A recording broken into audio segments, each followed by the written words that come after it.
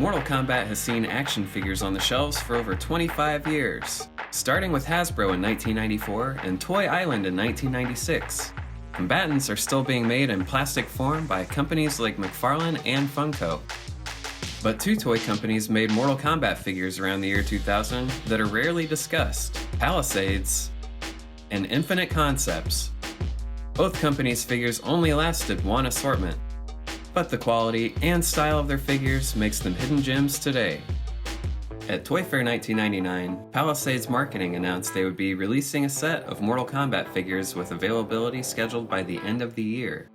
While they would get a public preview at events like San Diego Comic-Con and Toy Fair, they wouldn't be available for purchase until fall 2000.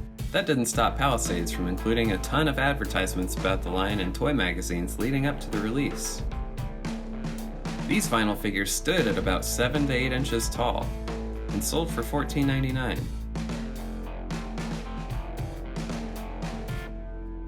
Only one series was made, consisting of Sonya Blade, Raiden, Sub-Zero,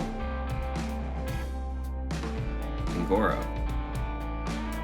These were clearly geared toward adult collectors, as the figures had minimal articulation and had a more statuesque presence.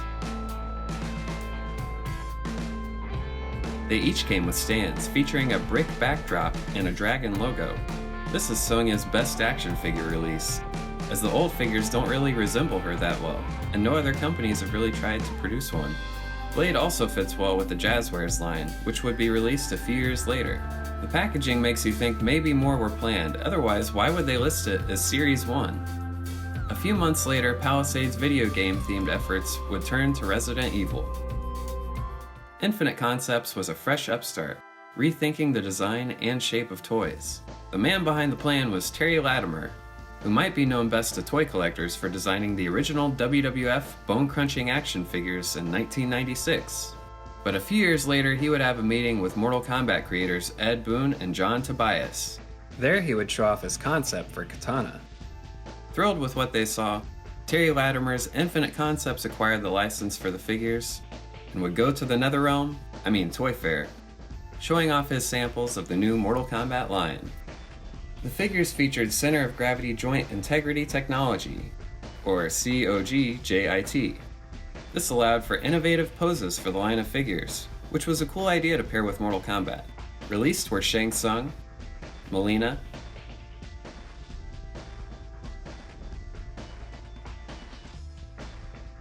Sub-Zero, Scorpion, Liu Kang, and Sonya Blade. Originally planned for the summer of 1999, Series 1 would only get released to smaller shops by the end of 2000. One reason being the sculpts took a little extra time. Infinite Concepts, after all, was an independent brand and didn't have the resources of a larger toy company.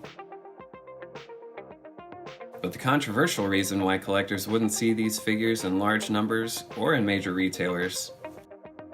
In April of 1999, a massive shooting occurred in the United States, and violence in video games was being blamed all the way up to the top of the political chain.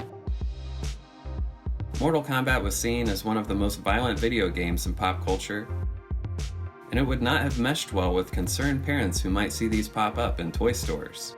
As a result, Toys R Us and other retailers who were once on board with the Infinite Concepts Mortal Kombat line lost all interest. Had this not been the case, Series 2 might have been released, which would have included Goro, Jax, Johnny Cage, Katana, Raiden, and Reptile. It's a shame they weren't released, because this would have rounded out the rosters from the first two games very well. I'd have to guess Goro would have cost a little extra too compared to the others, given his extra detail and articulation. These figures seem to have been forgotten with time, which is a shame. Maybe it's because collectors today don't have the nostalgic memories of finding these figures in toy stores. They both offered cool figure packaging, had great head sculpts, and offered their own unique take on the characters. That would be the end of Mortal Kombat toys for a few more years, until Jazzwares picked up the license to produce figures based on Deception and Shaolin Monk games. Hey, that's all folks. If you like action figure history, be sure to check out and subscribe to our channel. Grab yourself a deal from our figure shop, or Check out our figure database, where you can search by character,